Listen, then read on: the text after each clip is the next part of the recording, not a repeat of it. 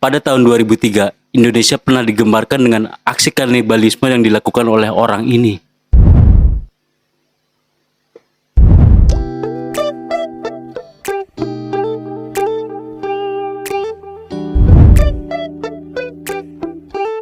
Namanya adalah Sumanto. Ia lahir di Purbalingga pada 3 Maret 1972. Sumanto merupakan anak sulung dari 5 bersaudara. Masa kecilnya ia termasuk berkecukupan karena sang ayah menerima warisan dari sang kakek dan sang nenek. Sumanto menempuh pendidikan dasar di SD Pelumutan 1 dan ia dipanggil Suman oleh teman-temannya. Bisa dibilang Sumanto waktu kecil itu adalah anak yang badung. Setelah lulus sekolah dasar, ia berniat untuk melanjutkan pendidikannya di SMP Negeri 1 Kemangkon. Tapi karena nilai NEM-nya tidak memenuhi, kemudian ia mengulang kelas 6 SD di SD Negeri Pelumutan 2 sampai akhirnya ia lulus dengan nilai NEM yang memenuhi untuk masuk ke SMP yang ia inginkan. Seiring berjalannya waktu, masalah ekonomi menghampiri keluarga Sumanto karena warisan dari sang kakek dan sang nenek itu mulai menipis sampai barang-barang yang ada di rumahnya itu mulai dijual, dari perabotan sampai dengan hewan ternak yang ia miliki. Hingga pada kelas 3 SMP, ia memutuskan untuk berhenti dari sekolah karena mungkin faktor ekonomi tersebut. Setelah beberapa tahun Sumanto tumbuh dewasa, perekonomiannya menjadi sangat sulit dan Sumanto tidak memiliki pekerjaan alias pengangguran. Pada akhirnya Sumanto mengadu nasib ke Lampung dan di sana ia bekerja di ladang tebu. Di sana kemudian ia menikah dengan warga di sana bernama Sutrimah yang juga bekerja di ladang tersebut. Tapi karena Sumanto seorang yang temperamen dan sering melakukan KDRT, akhirnya pernikahannya pun hanya bertahan cuma 1 tahun. Beberapa tahun setelah perceraiannya, kemudian ia menikah lagi dengan warga di sana yang bernama Tukiem. Mereka dikaruniai 1 orang anak. Tapi lagi-lagi pernikahan Sumanto harus kandas. Alasannya tak lain dan tak bukan karena Sumanto sering melakukan kekerasan juga. Nah, karena Sumanto merasakan kekosongan dalam hidupnya, dari sinilah dimulai kisah Sumanto seorang kanibalisme.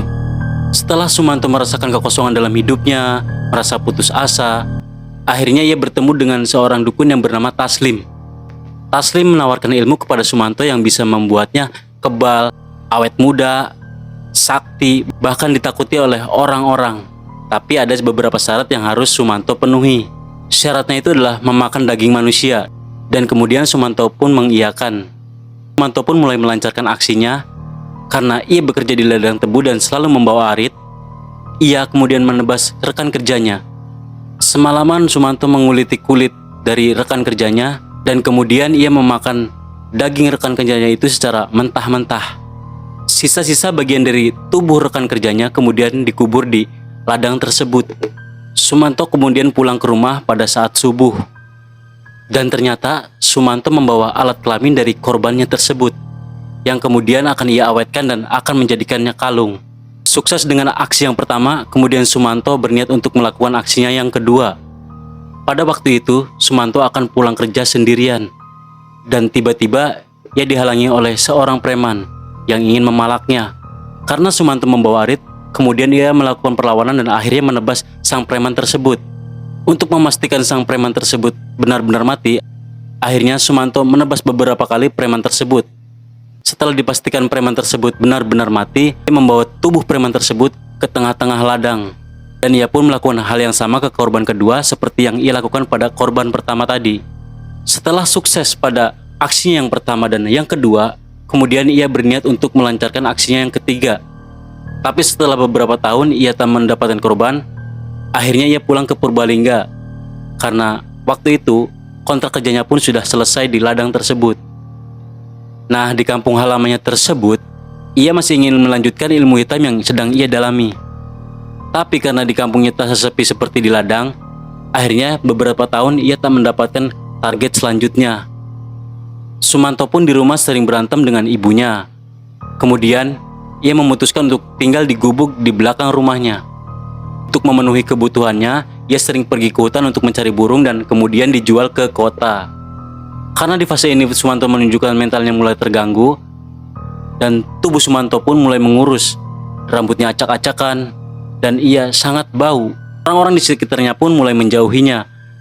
Nah, tepat pada tahun 2003, Ia mempunyai ide saat ia mendengar pengumuman dari kampung sebelah bahwa ada yang meninggal. Orang yang meninggal tersebut bernama Mbok Rina. Ia meninggal pada umur 80 tahun. Sumanto pun mulai mencari tahu di mana keberadaan kuburan Mbok Rina tersebut. Dan ternyata kuburannya tak jauh dari gubuknya, karena letak gubuknya Sumanto itu berada di perbatasan antar kampung. Setelah 16 jam dikubur, tepat pada jam 1 malam, dengan peralatan cangkul, kawat besi, dan karung, kemudian Sumanto pergi ke kuburan Mbok Rina. Dan di sana ia langsung menggali kuburan tersebut, terus memasukkan tubuh Mbok Rina ke dalam karung dengan cara ditekuk. Ia pun membawa karung tersebut dengan sepeda ontel. Kemudian ia bawa ke halaman rumah ibunya untuk ia eksekusi. Ia memotong-motong tubuh Mbok Rina di halaman rumah orang tuanya, karena di rumah orang tuanya itu ada aliran air sehingga memudahkan ia dalam memotong dan membersihkan daging tersebut. Setelah itu, sisa-sisa potongan dari bagian tubuh Mbok Rina ia kuburkan di halaman rumah orang tuanya pada malam itu juga. Sumanto kemudian membawa daging tersebut ke dalam gubuknya dan kemudian ia memakan daging tersebut secara mentah-mentah. Keesokan paginya, ia memberikan sisa-sisa daging tersebut kepada bapaknya untuk dimasak dijadikan sop dan juga sate.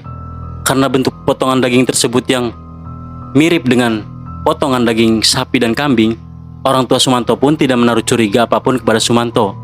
Dan akhirnya daging tersebut pun dimasak, kemudian mereka menyantapnya bersama-sama. Nah, di sore harinya, ada seorang warga yang melihat bahwa kuburan Mbok Rina dalam keadaan berantakan dan di situ tidak ada jenazahnya alias kosong.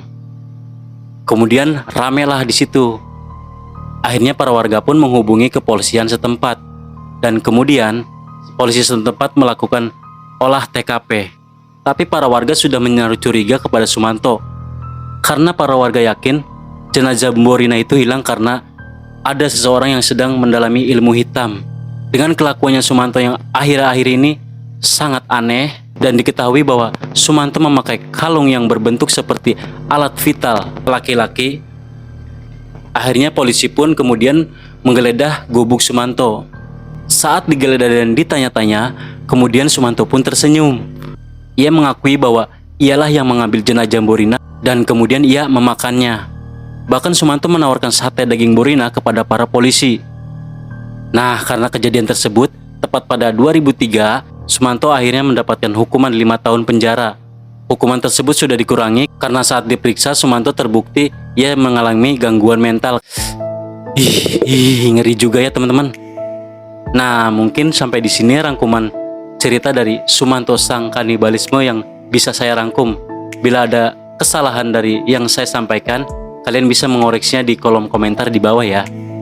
Oke teman-teman, sekian untuk video hari ini dan wassalamualaikum warahmatullahi wabarakatuh.